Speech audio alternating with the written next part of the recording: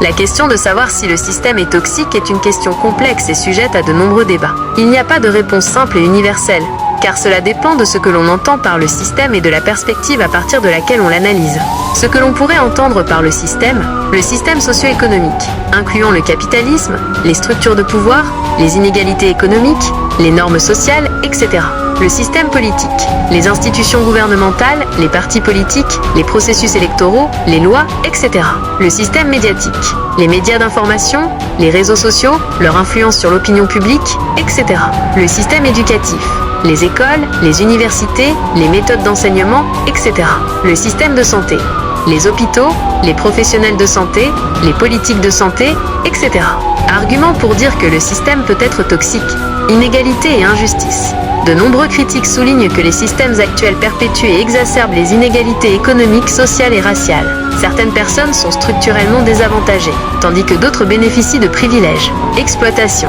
Le système économique, en particulier le capitalisme, est souvent accusé d'exploiter le travail des individus pour le profit d'une minorité. Pression et stress. Les exigences du travail, la compétition, la peur du chômage, les normes de performance peuvent engendrer un stress et une anxiété importants. Consommation et destruction environnementale. Le modèle de croissance économique actuel est souvent critiqué pour son impact négatif sur l'environnement, encourageant une consommation excessive et la destruction des ressources naturelles. Manipulation et désinformation. Certains estiment que les systèmes médiatiques et politiques peuvent être utilisés pour manipuler l'opinion publique, diffuser de fausses informations et maintenir le statu quo. Perte de sens et d'autonomie.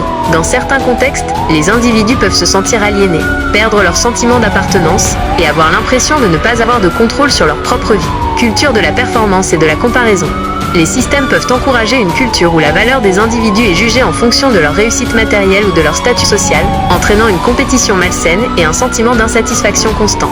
Argument pour nuancer l'idée que le système est entièrement toxique, progrès et opportunités. Les systèmes actuels ont également permis des avancées considérables dans de nombreux domaines, santé, technologie, éducation, et offrent des opportunités à de nombreuses personnes. Protection sociale. Dans de nombreux pays, des systèmes de protection sociale, sécurité sociale, assurance maladie, etc. existent pour aider les plus vulnérables. Droits et libertés.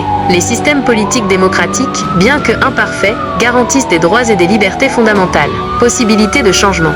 Les systèmes ne sont pas statiques et peuvent évoluer grâce aux actions collectives, aux mouvements sociaux et aux réformes politiques. Conclusion partielle. Il est probable que de nombreux aspects des systèmes dans lesquels nous vivons puissent être considérés comme toxiques, en raison des inégalités, des injustices, des pressions et des conséquences négatives qu'ils peuvent engendrer. Cependant, il est important de reconnaître que ces systèmes sont complexes et comportent également des aspects positifs et des possibilités d'amélioration. Au lieu de parler d'un système unique et monolithique, il est plus pertinent d'analyser les différents systèmes, économiques, politiques, sociaux, etc., et d'identifier les éléments spécifiques qui contribuent à la toxicité perçue.